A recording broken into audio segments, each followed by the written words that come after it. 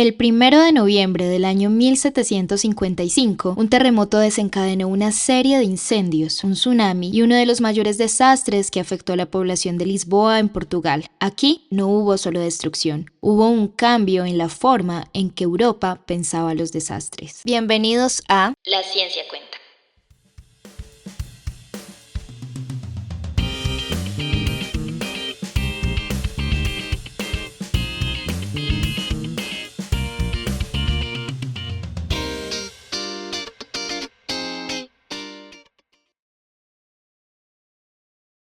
Vivimos en el planeta Tierra, regido por leyes naturales, por fuerzas invisibles que tienen una influencia directa en la vida humana. Los terremotos son de los peligros más antiguos para la sociedad, y algunos de ellos tienen la capacidad de cambiarlo todo en cuestión de minutos.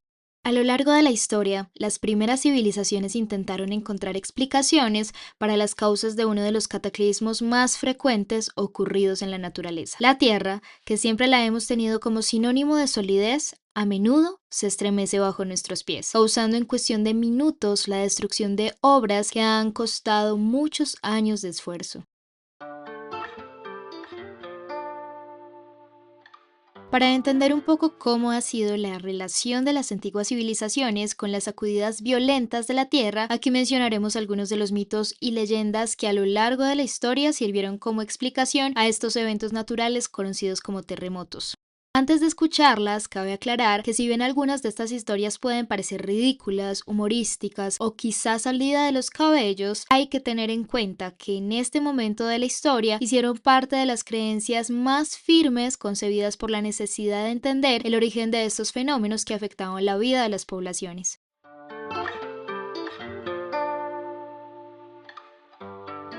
Por mencionar algunos, en la mitología hindú se creía que la tierra estaba soportada por 4 elefantes, que a su vez se encontraban sobre el caparazón de una gran tortuga, la cual se balanceaba sobre una serpiente, y cuando alguno de estos animales se movía, la tierra temblaba y se sacudía. Por el contrario, otras culturas, como los antiguos mongoles, pensaban que la tierra se apoyaba sobre una rana gigantesca. En África, en Mozambique, se pensaba que la tierra era un ser vivo expuesto a la enfermedad y a la fiebre, las cuales se traducían en temblores. En Centroamérica, los indios inacantecos creían que la tierra era un cuadrilátero sostenido sobre los hombros de 4 dioses conocidos como los hombres Bashak. Cuando estos se cansaban por el peso de la población que crecía cada vez más, sacudían la tierra para deshacerse de una parte de las personas y así restablecer el equilibrio.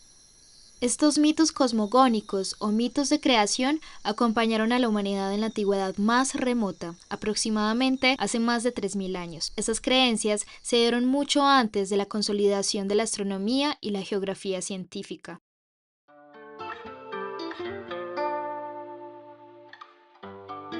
Ahora bien, la teoría de la tectónica de placas significó a mediados del siglo XX una revolución en el conocimiento de la dinámica de nuestro planeta. Durante centenas de millones de años, la fuerza de la tectónica de placas ha ido modelando la superficie terrestre mediante lentos movimientos de las grandes placas que conforman la parte más externa de la Tierra. En este sentido, cabe resaltar que la mayor parte de los terremotos ocurren en los límites de las placas tectónicas. Allí se concentra aproximadamente el 90% de los sismos que ocurren en nuestro planeta. Para entender un poco el mecanismo que genera estos eventos naturales, conocidos como terremotos, hablaremos inicialmente del gran motor de la Tierra, las corrientes de convección del manto. Para relacionarnos con este concepto, imaginemos algo que casi todos hemos hecho alguna vez. Por un momento, piensa que pones a calentar sobre una hornilla una olla con agua. Con el paso del tiempo, el agua empezará a calentarse y esta, un poco más caliente, perderá densidad y tenderá a subir. Por el contrario, el agua más fría bajará a la base de la olla. Esta dinámica de transferencia de calor es lo que se conoce como convección. Ahora, con este ejemplo que acabamos de mencionar, piensa que una dinámica muy similar a esta ocurre debajo de la corteza, generando un mecanismo parecido a unas bandas transportadoras, que hace que las placas tectónicas se encuentren en constante movimiento. Aunque estas placas solo se mueven unos pocos centímetros por año, este movimiento origina la interacción entre los bordes de las placas tectónicas, y aquí encontramos la causa principal de la generación de estos eventos que conocemos como temblores, sismos o terremotos. Para entrar en materia, iniciemos por definir qué es un temblor. Para todos nosotros, un temblor o sismo es una vibración en la superficie de la Tierra. Estos se generan a diferentes profundidades. Decimos que los sismos son superficiales cuando su foco no supera los 70 kilómetros de profundidad. Intermedios cuando su foco se encuentra entre 70 y 300 kilómetros de profundidad. Y profundos cuando su foco ocurre a más de 300 kilómetros. Ahora los invito a que intentemos recrear un sismo en nuestra mente. Pensemos por un momento cómo el movimiento constante de las placas tectónicas y la interacción de los bordes de unas con otras van deformando las rocas de la litosfera. Al principio, las rocas pueden deformarse de manera elástica, de una forma similar a cómo se comporta una liga o resorte cuando se estira. Sin embargo, si la tensión continúa aumentando, las rocas alcanzan su límite de resistencia y se fracturan, ocasionando una liberación de energía que se propaga en ondas sísmicas. Ahora bien, el lugar en profundidad donde se genera la ruptura se denomina hipocentro y su proyección en superficie se denomina epicentro.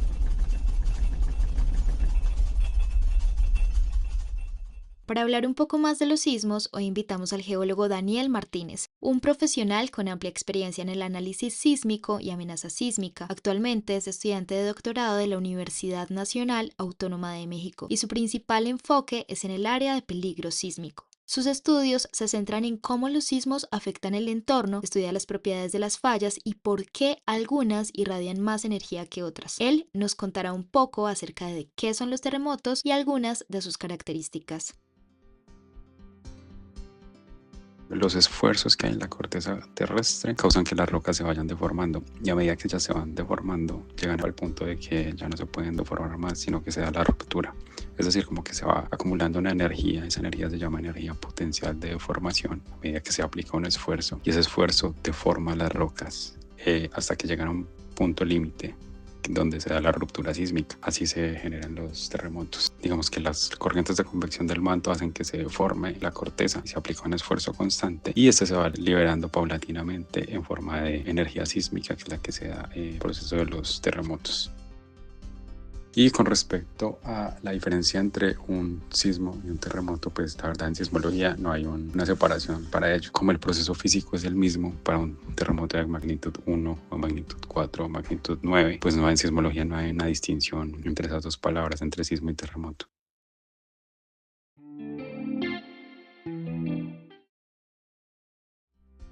¿Cómo se miden? Entonces digamos que hay dos distinciones clásicas desde la sismología. La primera es la magnitud y esa tiene que ver con el tamaño del terremoto. Digamos que antes, en los inicios de la sismología, se dio una escala de magnitud para California que se llamaba magnitud en escala de Richter y esa era con un sismómetro específico calibrada para condiciones de California que se basaba en la amplitud. Entonces digamos que se genera un sismo y este sismómetro especial para las condiciones de California generaba un movimiento. Con la medida de ese movimiento, o sea de la amplitud, según una ecuación que calibró Richter en California, pues se da una magnitud. Ahorita la que se usa es la magnitud de momento, ya que el momento sísmico digamos que es algo físico asociado al sismo y tiene que ver con el tamaño de la ruptura, con el módulo de rigidez del material, es decir, qué tan difícil es romperlo, y con la dislocación promedio, o sea, cuánto se movieron los dos bloques en promedio. Digamos que el terremoto, o sea, el desplazamiento de dos bloques, esos bloques tienen un área de contacto y esa es la superficie de falla. Entonces el área de esa falla, el módulo de rigidez y cuánto se movió un bloque con respecto al otro, eso nos da el momento sísmico y de ese momento sísmico se obtiene la magnitud de momento. Pues ponerlo en escala logarítmica y así se da el tamaño del terremoto y así los sismólogos sabemos, de acuerdo a la magnitud de momento, qué tan grande fue esa ruptura. Y hay otra medición de los sismos que tiene que ver con sus efectos y eso entonces ya hace referencia a la intensidad. Digamos que si se genera un terremoto, él va a generar cierta vibración lejos de la fuente, no cerca de la fuente, pero él genera cierta vibración del suelo y esa vibración del suelo depende de las características del sismo, es decir, cuando él se generó, irradió cierta energía. Esa energía se propagó por el medio y ese medio pues digamos que hizo que la onda perdiera amplitud, que la energía se dispersara o que pasara varias cosas con ello, que esas cosas se llaman atenuación y a medida que va viajando se va atenuando la onda onda y después llega a un sitio donde evaluamos la intensidad por los efectos que causó, es decir, esa vibración causó unos efectos en el medio. Entonces, a esos efectos en el medio les decimos intensidad. La intensidad de Mercalli, por ejemplo, va hasta la escala 11 y desde 1 hasta 11 en números romanos, y va desde que el sismo apenas se sintió o no lo percibieron los habitantes de la zona hasta destrucción total. Esa escala de intensidad dice es cuáles fueron los efectos que causó el sismo en diferentes puntos de observación.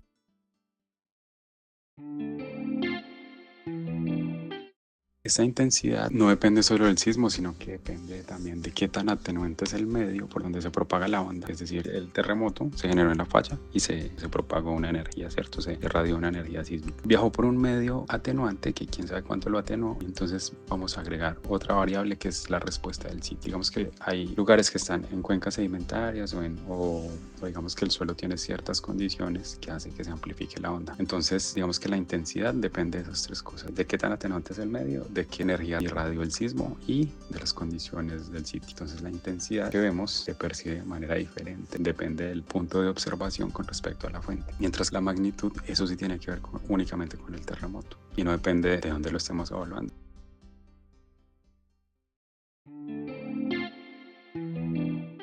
Con respecto a la amplificación por sitio, bueno, primero vamos un poquito a la física. Cuando una onda se propaga, digamos que hay algo que se llama conservación de la energía. Y entonces, cuando una onda va viajando, en el caso de que ella disminuya su velocidad, aumenta su amplitud. Y entonces, ¿a qué viene esto? Digamos que hay medios por donde la onda puede viajar más rápido y por otros donde la onda disminuye la velocidad, debido a que el medio tiene ciertas propiedades, ¿no? Entonces, digamos que hacia términos generales, cuando el suelo es muy blando, la onda viaja más lento, y cuando está viajando por roca, la onda viaja mucho más rápido.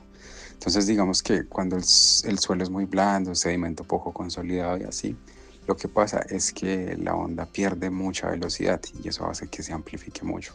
El caso más particular es en la Ciudad de México, donde la ciudad está en lo que antes era una laguna. Entonces ellos ahora tienen unos suelos blandos. La mayoría de la ciudad está construida sobre lo que antes era este lago de Texcoco. Y entonces los suelos son muy blandos allá y eso hace que se generen esas amplificaciones tan grandes en la Ciudad de México. Pero digamos que las ciudades que están construidas la mayoría en roca o en depósitos muy bien consolidados, digamos que no tienen esos problemas de amplificación. O sea, es cuando hay pequeñas cuencas que están poco consolidados sus sedimentos. Esto hace pues que pase este fenómeno que les digo de amplificación por disminución de la velocidad en el viaje de las ondas.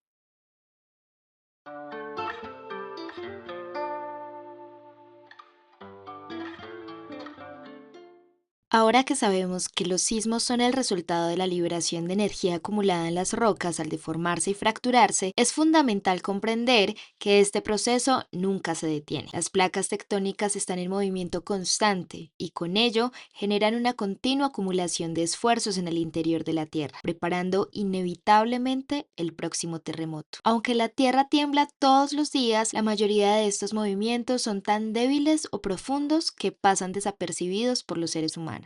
Algunas de las estadísticas recientes indican que un sismo de magnitud 8 o mayor se da una vez cada 1.2 años. Un sismo de magnitud 7 o mayor ocurre en 15 por año. Uno de magnitud 6 o mayor ocurre en 126 sismos por año. De magnitud 5 o mayor, 2.000 sismos por año. De magnitud 4 o mayor se dan 19.000 sismos por año. De magnitud 3 o mayor, 64.000 sismos por año. De magnitud 2 o mayor, 170.000 sismos por año. Esto indicaría que son 456 sismos por día. Y de magnitud 1 o mayor se dan 350.000 sismos por año, lo que indicaría más o menos son 953 sismos por día.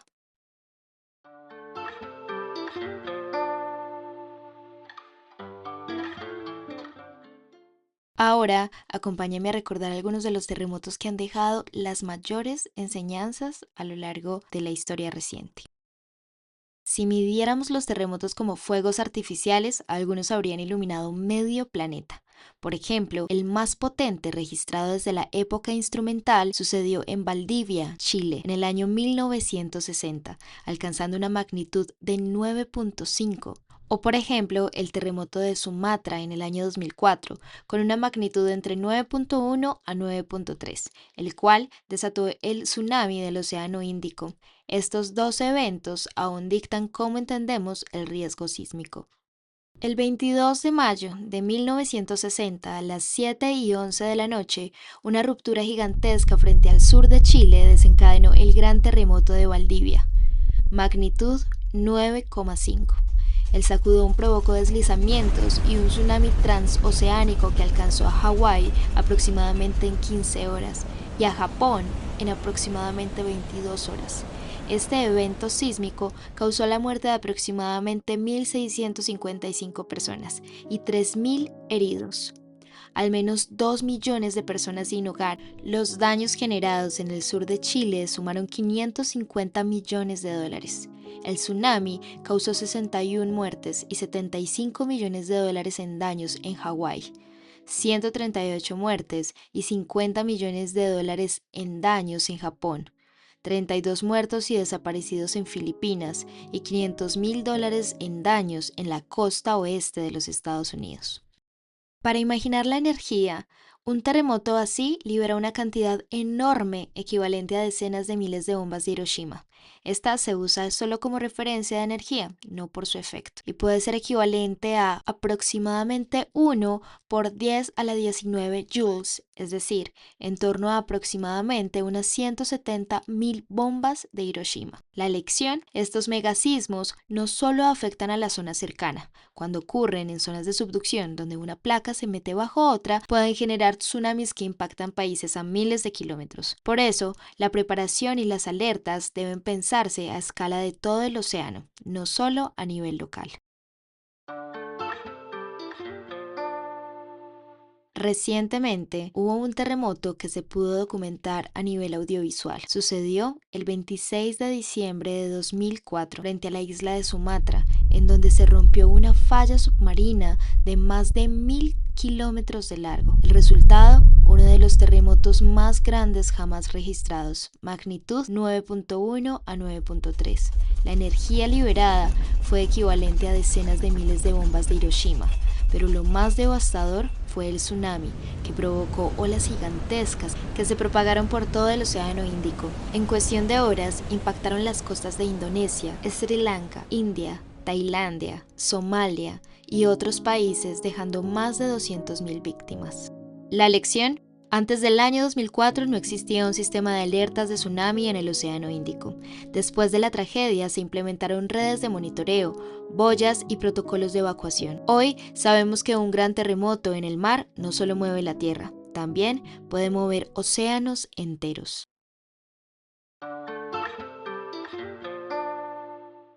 Algunos terremotos mueven mucho más que la tierra. Remueven la historia. A continuación, 4 momentos que lo demuestran con claridad. Lisboa, Portugal, 1755. Nace la idea moderna del riesgo. El 1 de noviembre de 1755, día de Todos los Santos, un gran terremoto sacudió Lisboa. Después vinieron un maremoto y una serie de incendios que arrasaron la ciudad. No fue solo destrucción, cambió la forma en que Europa pensaba los desastres. En lugar de decir que fue un castigo divino, el gobierno pidió informes a todas las parroquias. ¿Qué se sintió? ¿Cuánto duró? ¿Hacia dónde retrocedió el mar? Con estas respuestas se hizo una investigación sistemática, mapas de daños, primeras ideas de intensidad y observaciones del tsunami. Fue un paso clave hacia la sismología y la cultura del dato. Además, la parte baja de la ciudad fue reconstruida con un trazo en cuadrícula, calles más anchas y materiales más resistentes. En la reconstrucción nacieron las casas pombalinas o estilo pombalino, en honor al marqués de Pombal, el encargado de la reconstrucción. Estas casas tenían una estructura de madera interna que hacía a manera de una especie de jaula flexible para soportar vibraciones. Es uno de los primeros ejemplos de normas antisísmicas en gran escala. El terremoto de Lisboa cuestionó la idea de que todo ocurre para bien. Personajes como Voltaire y Rousseau plantearon ideas relacionadas al cómo vivimos en ciudades peligrosas. Preguntas como: ¿la culpa es del terremoto o de cómo construimos y organizamos la sociedad? Debates que conectaron teología, ética y política pública. Ahora viajemos a la Ciudad de México. El 19 de septiembre del año 1985, un terremoto de magnitud 8.1 sacudió la capital de México y dejó miles de víctimas. La tragedia dio origen a una revolución en protección civil. Surgieron las brigadas vecinales, se instauraron los simulacros del 19 de septiembre y se volvió parte de la vida diaria escuchar las sirenas sísmicas. En México, la ciudadanía organizada cambió para siempre la manera de responder a las emergencias. Ahora viajemos a Haití. El 12 de enero del año 2010, un terremoto de magnitud 7.0 sacudió a Haití cerca de su capital Puerto Príncipe. El sismo por sí solo no explica la tragedia. La infraestructura frágil, la pobreza y los servicios limitados convirtieron el evento en una catástrofe humanitaria con más de 200.000 víctimas. La lección es clara. Prevenir no es solo vigilar la tierra, también es reducir desigualdades y construir sociedades y ciudades más resistentes. Ahora viajemos a Colombia, Armenia, 1999. El 25 de enero, a la 1:19 de la tarde, un terremoto de magnitud 6.1 sacudió el eje cafetero y devastó la ciudad de Armenia. Aunque no fue un sismo tan grande en magnitud, el impacto fue enorme. Edificios colapsados, miles de víctimas y una región profundamente golpeada. La respuesta y la reconstrucción dejaron aprendizaje sobre resiliencia comunitaria, la importancia de una mejor calidad constructiva y la necesidad de una preparación local efectiva. Los terremotos son la voz profunda de la tierra, recordándonos que nada es permanente. Con su fuerza nos muestra la fragilidad humana, pero también la capacidad que tenemos de aprender, adaptarnos y renacer. Cada vez que el suelo tiembla, la naturaleza nos enseña humildad y nos invita a reconocer que, aunque no podemos detener su poder, sí podemos crecer con cada lección, construir con más sabiduría y abrazar la resiliencia como parte de nuestra historia. La ciencia cuenta.